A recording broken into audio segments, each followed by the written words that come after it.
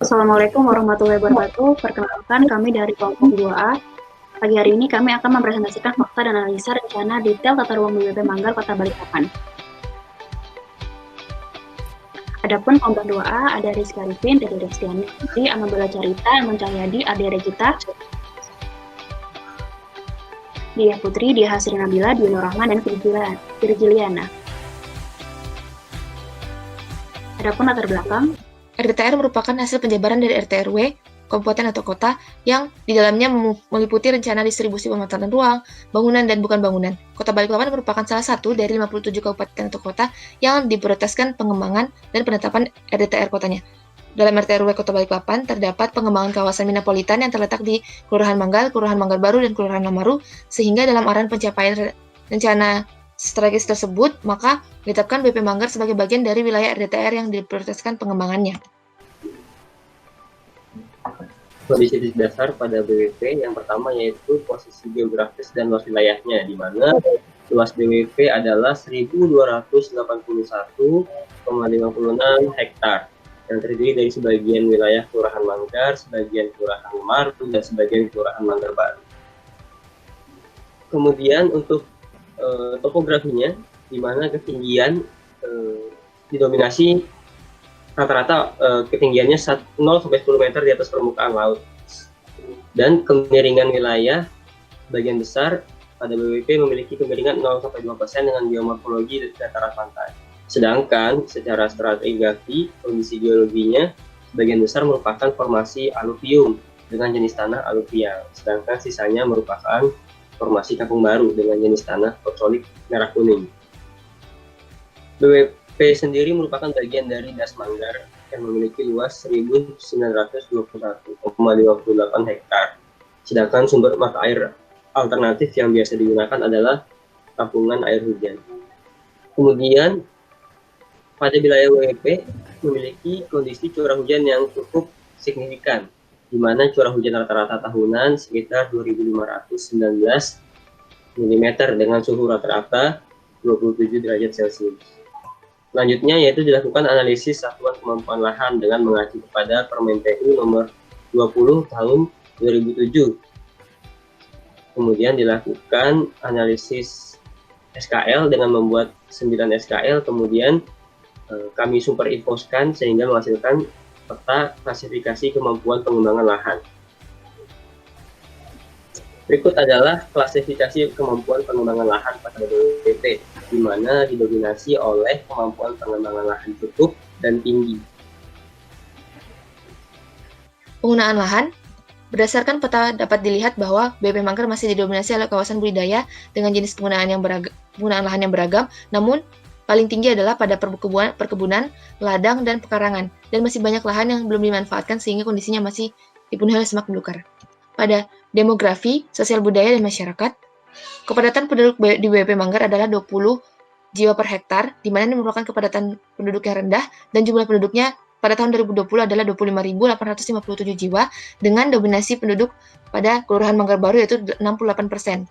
Kemudian, berikut merupakan data penduduk dalam 5 tahun terakhir yang terus bertambah, dan adapun piramida penduduk pada Kelurahan Manggar ini termasuk dalam piramida penduduk muda, yaitu kelahiran yang tinggi, pertumbuhan penduduk tinggi, dan didominasi oleh penduduk usia produktif. Kemudian, tabel kesejahteraan penduduk masih terdapat penduduk yang prasejahtera atau miskin. Pada tabel organisasi dan komunitas terdapat organisasi perempuan, PKK, Karang Taruna, LPM, koperasi, dan usaha perdagangan. Kemudian dilakukan analisis kependudukan sehingga didapatkan rasio laju pertumbuhan penduduk yang paling tinggi adalah pada Kelurahan Manggar, dan dilakukan proyeksi penduduk pada tahun 2025 sampai tahun 2040, dan total pada tahun 2040 jumlah penduduk BWP Manggar adalah 64.151 jiwa. Berikutnya adalah analisis daya dukung permukiman BWP Manggar. Dengan rumus daya dukung permukiman dan jumlah penduduk optimal sebagai berikut, maka berdasarkan dari hasil analisis perhitungannya, jumlah penduduk yang diperkenankan bermukim adalah sebanyak 6,990 kali dari penduduk yang ada saat ini, atau 180.740 jiwa. Nah, untuk selanjutnya adalah analisis daya tampung penduduk. Jadi berdasarkan rumus tersebut, didapatkan hasil dari tabel berikut. Nah, dari tiap kelurahan memiliki daya tampung penduduk sebesar pada tabel tersebut, sehingga dari analisis itu dapat kita lakukan perbandingan daya tampung terhadap proyeksi penduduk tahun 2045 pada BWP Manggar. Sehingga masih daya tampung penduduk pada BWP Manggar masih bisa memenuhi kebutuhan untuk proyeksi beberapa tahun mendatang. Baik, selanjutnya adalah sarana pelayanan umum. Next. Berikut adalah peta sebaran fasilitas pendidikan pada BWP Manggar. Ya, untuk analisis pendidikan sendiri, kami menggunakan analisis kebutuhan, proyeksi, dan juga radius pelayanan. Untuk analisis kebutuhan, pada fasilitas pendidikan BWP Manggar masih belum memenuhi standar SNI. Nah, berikut adalah peta radius pelayanan pendidikan. Untuk fasilitas kesehatan pada BWP Manggar dapat dilihat pada peta sebaran berikut.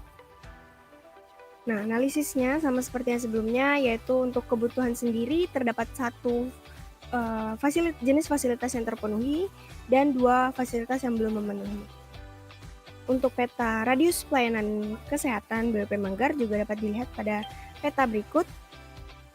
Ya, selanjutnya adalah sarana peribadatan. Untuk sarana peribadatan pada BWP Manggar terdapat pada peta tersebut untuk sebarannya dari masjid, musola, dan juga gereja. Berikut adalah analisis peribadatan, yaitu mulai dari kebutuhan dan juga proyeksi. Untuk kebutuhannya terdapat 2 jenis fasilitas yang terpenuhi, yaitu masjid dan gereja. Untuk yang belum terpenuhi yaitu musola atau langgar. Untuk peta radius pelayanan peribadatan seperti yang telah tadi diperlihatkan, selanjutnya adalah pelayanan umum dan pemerintahan. Berikut adalah peta sebarannya. Selanjutnya adalah analisis pelayanan umum dan pemerintahan. Kebutuhannya untuk semua jenis fasilitas pelayanan umum dan pemerintahan telah memenuhi SNI. Pelayanan jasa terdapat 482 unit toko warung, 10 tutupan noto swalayan, dan 1 pasar. Di mana pada tahun 2020 telah dilakukan analisis bahwa kebutuhan sarana perdagangan dan jasa telah terpenuhi kepada semua jenis sarana perdagangan dan jasa. Lalu selanjutnya dilakukan analisis proyeksi pada tahun 2040 bahwa diketahui bahwa dibutuhkan tambahan 1 unit pasar dengan total luas 1 hektar. Ini merupakan buffer dari pelayanan perdagangan jasa. Lalu pada sarana ruang terbuka hijau, di mana terdapat 1 unit pemakaman dengan luas 2,04 hektar, 1 unit taman dengan luas 6 hektar, dan 1 unit hutan kota dengan luas 37,9 hektar. Nah, lalu pada tahun 2020 diketahui bahwa masih banyak kekurangan pada ruang terbuka hijau, di mana pada Taman RT sendiri masih memiliki kekurangan 102 unit dengan jumlah 2,25 hektar. Lalu dilakukan proyeksi pada tahun 2040, diketahui bahwa masih butuh 206 taman RT dan 2 taman kelurahan dengan luas masing-masing yaitu 5,15 hektar untuk taman RT dan 2,4 hektar untuk taman kelurahan. Lalu selanjutnya adalah kawasan pariwisata. Pada BWP Manggar terdapat 1 unit wisata pantai dan unit wisata kampung wisata, di mana pada tahun 2020 sendiri telah terpenuhi pada semua pariwisatanya, dan pada tahun 2040 diperlukan penambahan masing-masing 1 unit pada unit pariwisata, di mana lahan yang dibutuhkan ialah 7,2 hektar. Nanti ada gambaran umum fasilitas olahraga, di mana pada BWP Manggar terdapat 1 unit lapangan sepak bola, 2 unit lapangan voli, 1 unit lapangan tenis, dan 1 unit lapangan tembak. Nah, di mana pada tahun 2020 sendiri fasilitas olahraga pada BWP Manggar telah terpenuhi pada setiap masing-masing bidangnya. Lalu untuk tahun 2040 sendiri dibutuhkan penambahan masing-masing 1 unit untuk lapangan sepak bola, 1 unit untuk lapangan tenis, dan 1 unit untuk lapangan tembak, dengan total kebutuhan lahan ialah 7,2 hektar. Nah, untuk jaringan jalan umum pada BWP Manggar dilewati oleh 1 jalan arteri primer. Untuk analisis kesesuaian jalan primernya itu tidak memiliki trotoar yang tidak sesuai, dan juga analisis kesesuaian jalan kolektor tidak memiliki trotoar. Untuk analisis kesesuaian jalan lokal sekunder itu rata-rata memiliki kesesuaian, dan analisis kesesuaian jalan lingkungan rata-rata tidak memiliki trotoar dan bahu jalan. Untuk angkutan umum di BWP Manggar dilalui oleh angkutan umum bernomor 7 dengan rute Terminal Damai menuju Stalkuda, Sepinggan, Batakan, Manggar, Gunung Tembak, dan BP. Untuk analisis kebutuhan jaringan jalan 12,1856 km persegi dengan panjang jalan 21,73 km. Jadi untuk kebutuhan jalannya 19,22 km. Jadi untuk kebutuhan dari tahun 2020 hingga tahun 2040 memiliki kebutuhan yang sama, yaitu sekitar 19,22 km untuk panjang jalan baru. Berikut jaringan utilitas dan prasarana.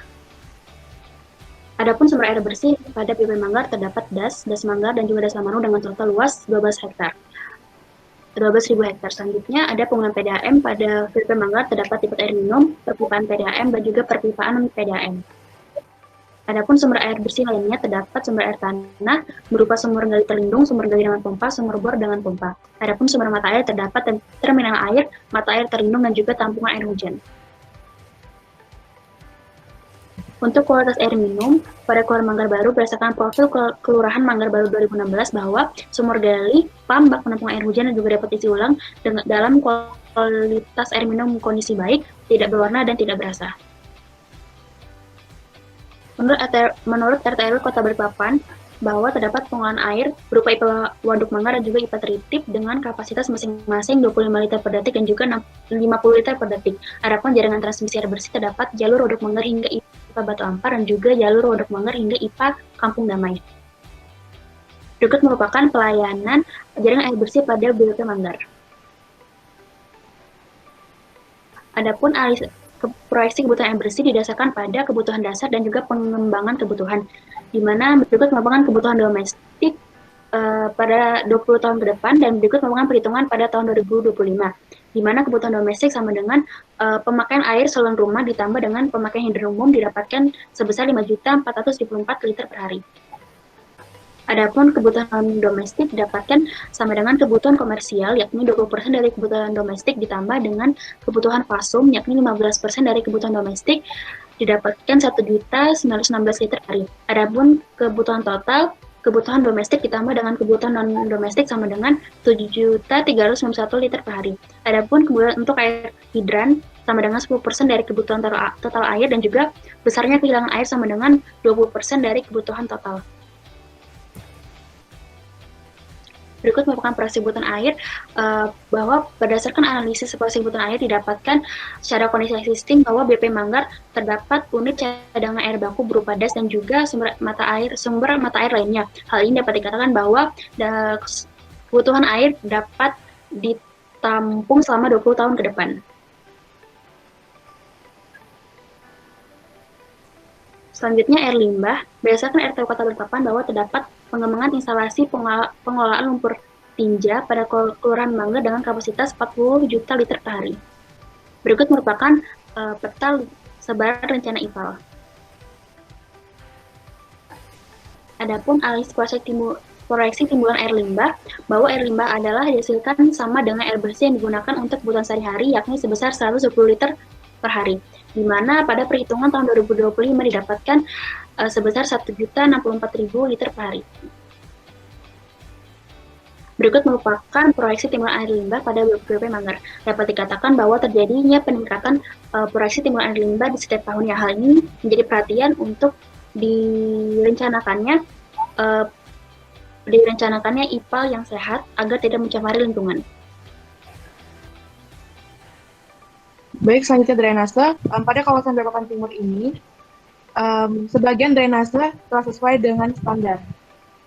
Ini merupakan tabel di kawasan Manggar. Lalu ini merupakan tabel di kawasan Manggar Baru dan Lamaru.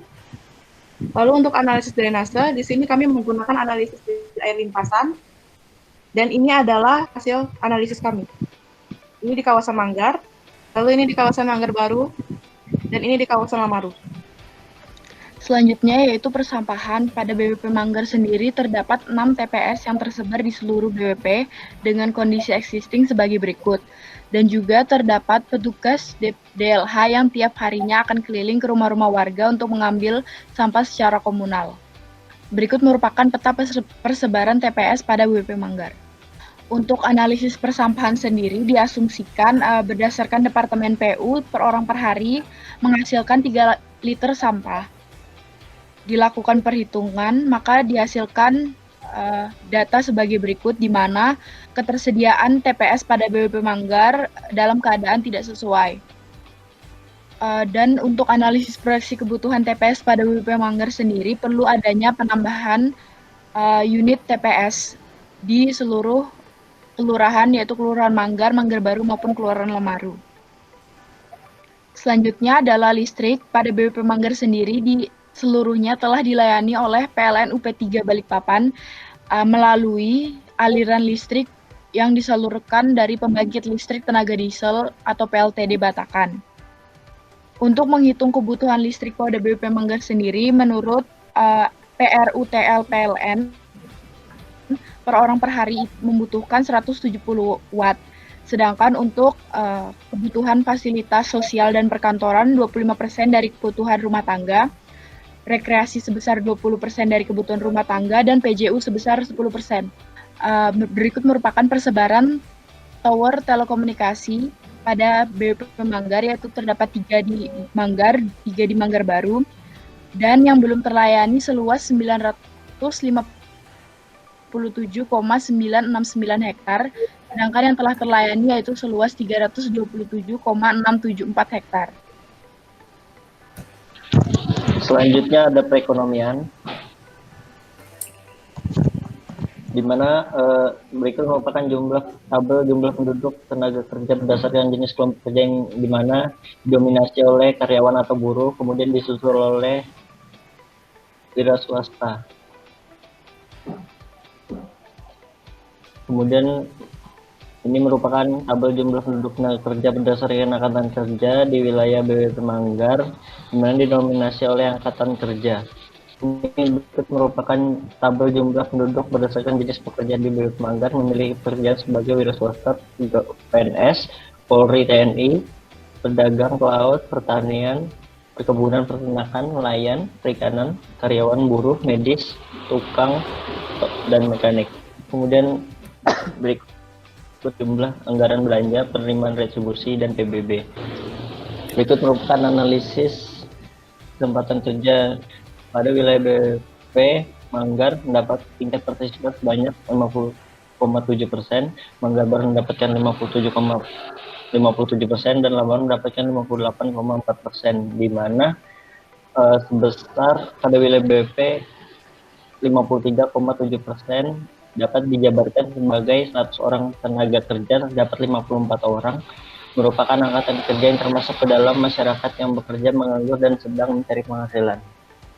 Kemudian pada analisis sektor unggulan, pada sektor pariwisata, di mana pada objek wisata pantai dari 2014 ke 2015 mengalami kenaikan pengunjung. Juga dilansir pada Kepala UPTD Pantai Manggar, Rusliansyah, bahwa pada tahun 2020 di masa pandemi mendapatkan peningkatan pengunjung daripada hari biasanya. Dapat disimpulkan bahwa sektor pariwisata berpotensi menambah perekonomian wilayah BPP.